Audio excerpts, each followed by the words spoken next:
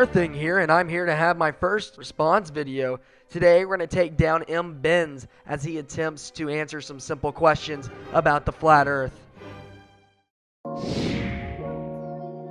Alright, nice graphic to start out with. Good start. Hey, what's going on, guys? This is MBFE.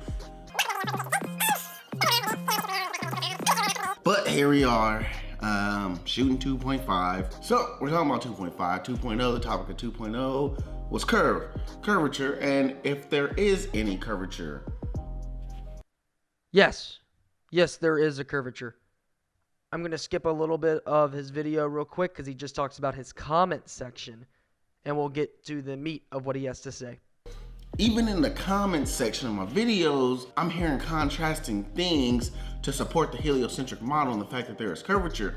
With this meme specifically, you can see how low the plane is actually to the ground and how this is a problem if you're going to try to claim that you should see curvature from this height if the Earth was round, because you really shouldn't if you're looking at curvature side to side. I'm hearing contrasting things like, well, of course you can see the Earth's curvature, of course. Look at this video of the boat coming from behind the curvature. So of course you can see boats going over the curve of the Earth. And then I'm getting... I love how clearly that is a boat actually going over the curvature, and he leaving that in that video. Are you sure you want to do that? Comments saying, well, we're way too small to see the Earth's curvature. The pictures you showed of the guy in the Earth is not relative. The scale is not right. So we're way too small to see any types of Earth curvature. Ignoring the fact that you flat earthers have no concept of scale, I'm going to address this point with this. When you are standing on the Earth, you are looking at what is essentially a cross-section of the Earth. And a cross-section is a circle which is flat. So you would expect the horizon to be flat.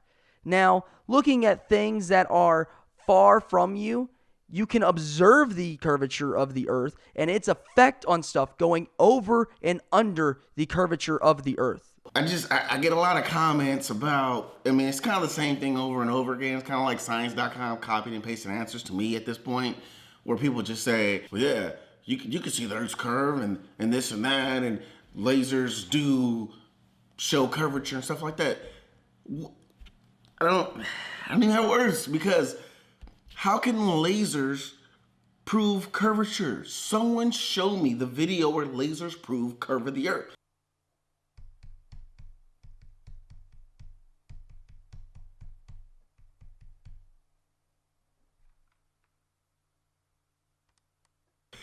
The military uses lasers to mark targets, to do things. The Navy uses lasers over vast distance out there on the oceans.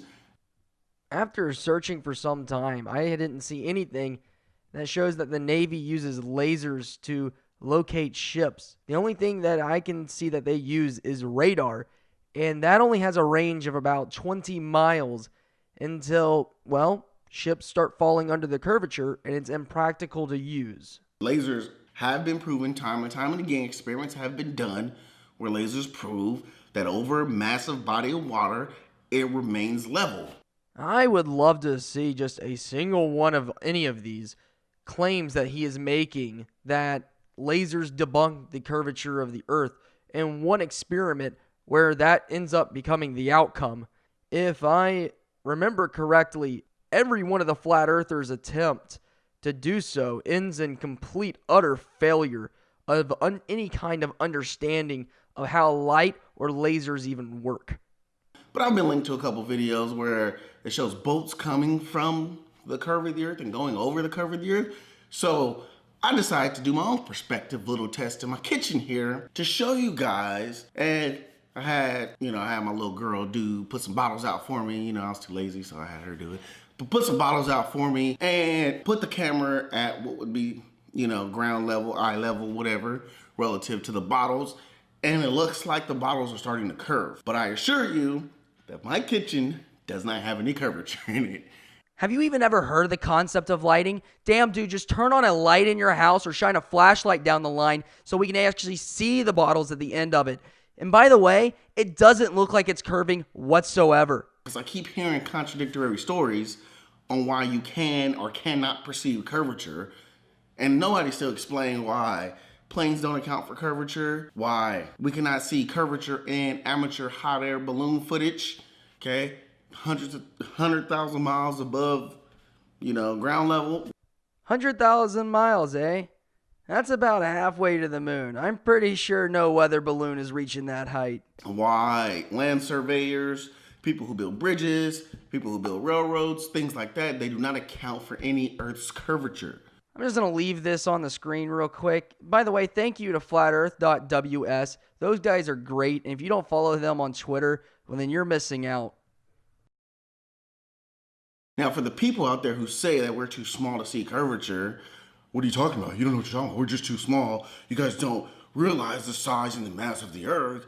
We're just way too small to see the curvature. Do you guys not know that in your own model, that Flat Earthers did not make this up, in your own model, you guys have an Earth curve calculator?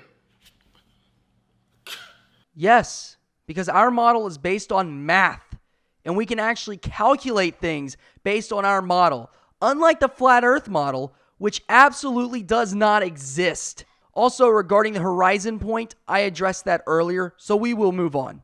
We can take measurements, we can shoot lasers, we can drive distances, we can get in planes, and we can take measurements of the distance between point A and point B, plug that into the Earth curve calculator, and conclude that the Earth is round? That there is no curve present from point A to point B. Disregarding the fact that you expect us to be able to find curve by driving from point A to point B, I would like for you to talk to Wolfie about the flying part, seeing that he's actually a pilot and uses a globe model to go from point A to point B. I'm just going to conclude that the Earth is flat and stationary. So, that has been it. Yeah, that's it for me too. Thank you guys for watching. Link to the original video will be in the description, but viewer discretion advised. It will give you brain cancer. Again, this has been Blue Earth Thing. Please like and subscribe, and I will see you next time.